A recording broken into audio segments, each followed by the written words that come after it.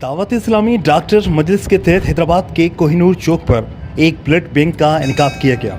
जिसमें नौजवानों की बड़ी तादाद ने अपने खून के अतियात पेश किए और इस अज़्म का इजहार किया कि आइंदा भी दावत इस्लामी के फलाही कामों में बढ़ चढ़ कर हिस्सा लेंगे।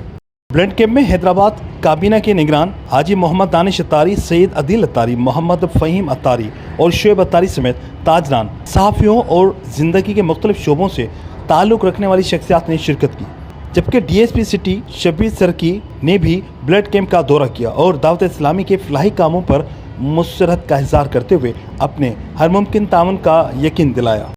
इस मौके पर हैदराबाद काबीना के निगरान हाजी मोहम्मद दानिश अत्तारी ने कहा कि दावत इस्लामी FGRF शोबे के तहत बीमारों और परेशान हाल लोगों की मदद में मसरूफ़ अमल है और अल्हम्दुलिल्लाह मुल्क भर में शोबा FGRF के तहत ब्लड कैंप लगाए जा रहे हैं, जहां लोग जोग दर जोग खून के एहतियात पेश कर रहे हैं।